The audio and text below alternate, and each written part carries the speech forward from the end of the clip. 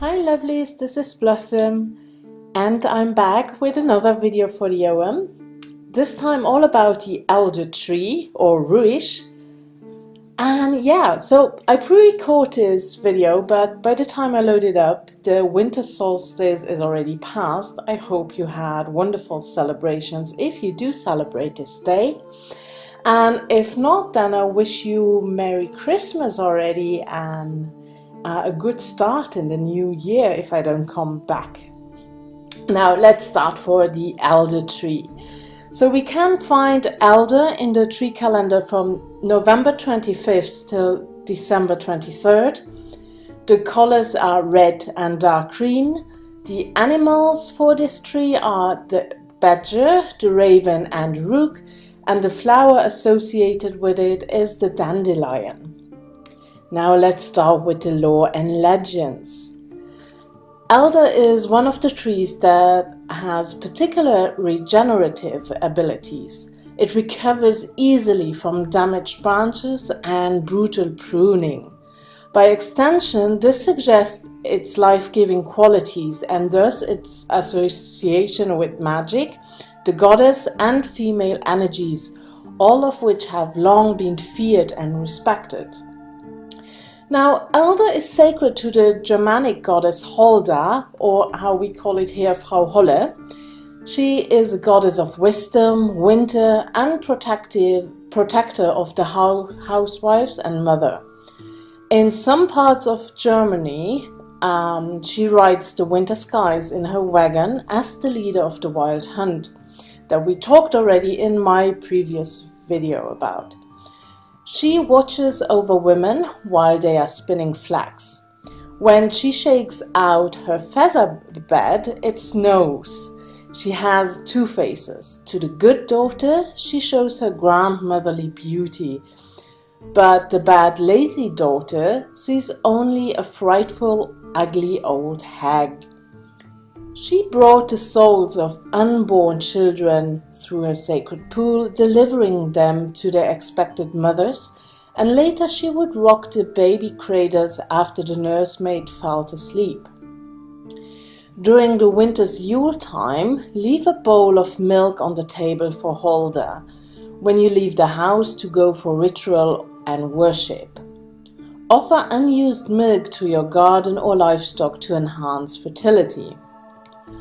Holda is also considered to be a fairy woman called a huldra, a forest spirit known for being a beautiful, powerful seductress with a hollow back like an old tree trunk and a cow's tail.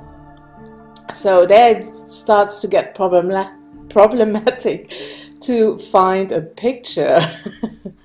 So huldras, I hope I say that right, are usually benevolent, the friends of charcoal burners and woodsmen, as well as dairy maids. Elder is known as being the home of the Elder Mother, also known as Lady Elhorn in folklore, especially in Britain and Scandinavia. As a guardian and protectress of the tree and its surrounding area, the Elder Mother is a form of Genius Loci. Often growing near a sacred spring or well, elder was also traditionally planted near houses, particularly in Britain, to grant the inhabitants the Elder Mother's protections and assistance, although later Christianity transformed her into a wicked witch. Her transformative testing qualities became subverted and misunderstood. Last summer we finally planted an elder tree in our garden and it's still very tiny, so I haven't used any of the flowers or berries of it, but I'm really looking forward to work together with this tree. However, since pagan times it has been held taboo to ever cut the wood of an elder unless granted the Elder Mother's express permission, lest you suffer her terrible wrath. Such things are achieved by magical deals, offerings, careful and respectful communication, or by cunning, such as the traditional folkloric prayer. Lady Elhorn Give me some of your wood, and I shall give you some of mine when it grows in the forest. So, I don't know if you shall do that, but whatever. Folklore holds that it is unlucky to use elder wood for a child's cradle, which should always be made of birch for a new start and inception.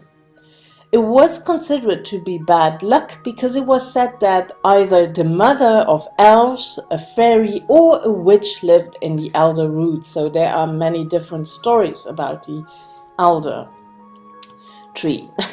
In many ways, the elder mother is the archetypal witch, feared for her magical power and sacred knowledge, but also desperately needed.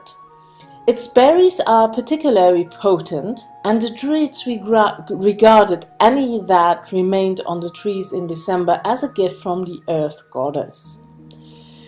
These were gathered and made into a sacred wine which was drunk to aid clairvoyance. Its wood is said to protect against enchantments, negativity and lightning. Whistles or flutes made from the elder have a reputation for aiding fairy contact.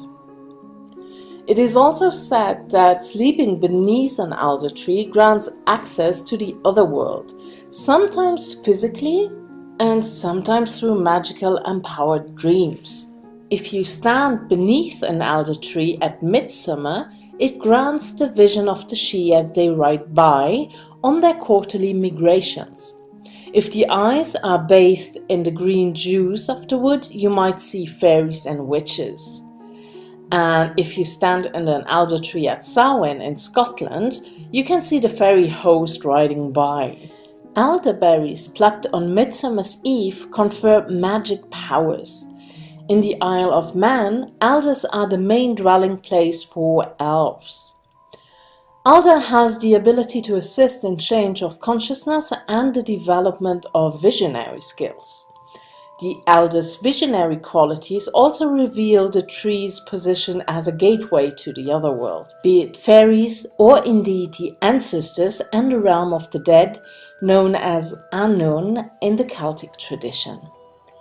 Due to its connection with the crone and the underworld, the elder has association with the dead, contact with spirits, and the ancestor realm. Ruis means red, facing or shadow, and thus our failures and hurts, as well as our achievements, induces the blushing. Now let's move on to the magical uses. Elder is most often used in fairy magic, banishment and closure spells, the magical arts, protection from evil, imagination, change, and healing. You can use elder wands for the same magical properties. Burn the dried leaves of the elder as an incense for Samhain to clear negativity, as well as at other threshold times such as birth and marriages, where its protective energies come to the fore. You can make elderflower water. Use spring water or dew, if you have the possibility, and charge it in the light of the full moon. Then you can use the water for beauty spells and to connect with the goddess and the fairy queens. The leaves and berries are used for protection and in breaking spells that were cast against you or to undo spells of evil intent. Growing an elder in your garden will protect your property from misfortune and harm. To increase your clairvoyance, you can anoint your eyes with elder sap or juice, but don't forget to leave an offering and assure to have permission. It was said that if you wear or carry elder wood, leaves, flowers or berries, this will protect you from being attacked. Keeping elder leaves and branches hung over doorways and windows will also stave off negative energies and entities. In some cultures, it is believed that elder twigs can bring good luck to newlyweds, and in Britain it is told that if a man and woman drink ale that has been infused with elder flowers, they would be married within a year. Elderberry can be used in blessings. The oil can be used in blessing rituals, and scattering elderberry and elderberry leaves to the winds while naming the person or object you wish to bless, then scattering leaves on that object or person will grant a blessing. And here's a spell by Sandra Kynes from her book Plant Magic.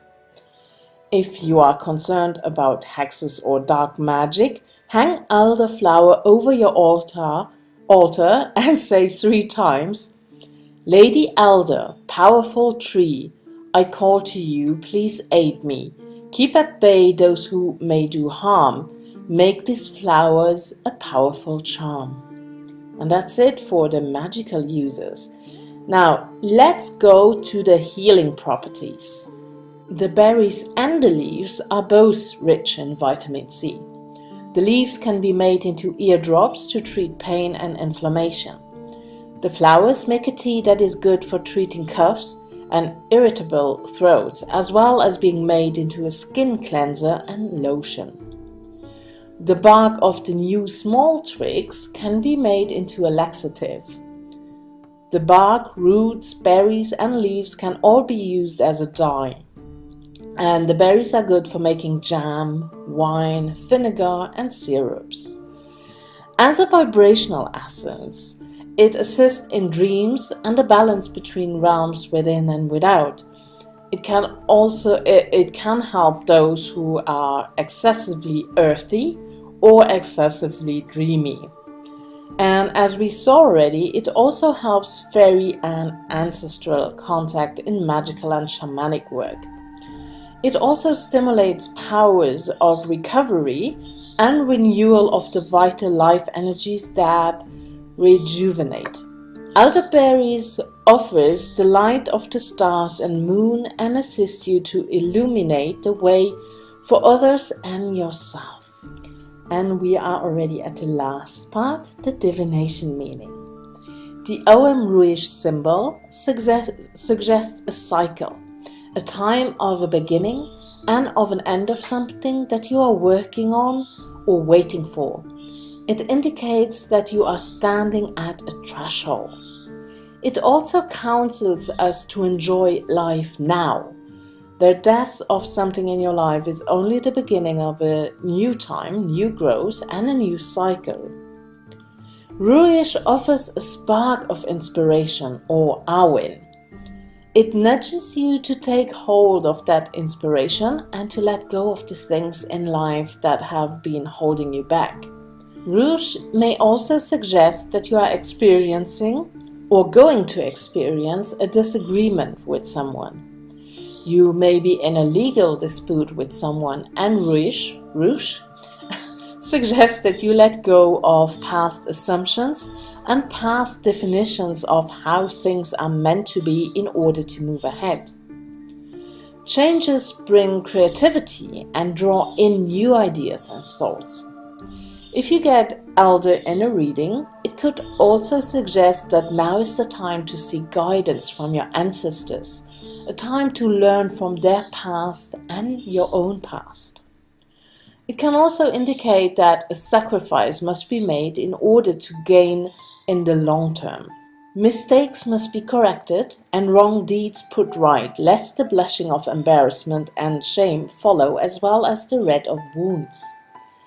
It reveals the possibility of forgiveness and redemption in these circumstances if right action is taken to restore and repair the situation. Often this rebalancing means cooling your temper and releasing resentments, calm wisdom reflected in the soothing effects the flowers have on the body's feverishness. Cool, calm thinking often guides the way out of the troubles hot-headedness can create. It can also encourage us to face our shadow selves and come to a state of peace with our less graceful or positive aspects. It reminds of the need to be responsible, upright, honest and honorable. And that's it for the elder tree. So I will also make a video about the magical uses for the elder, in my case about the fairy connection. So this will come out in a few days or probably even next year. I'm not sure about that. It depends a bit on how much time I will have to do that. And if I don't see you anymore, or hear you or write you, more that than seeing you, I wish you all a happy new year, and that you have a wonderful and stress-free holidays.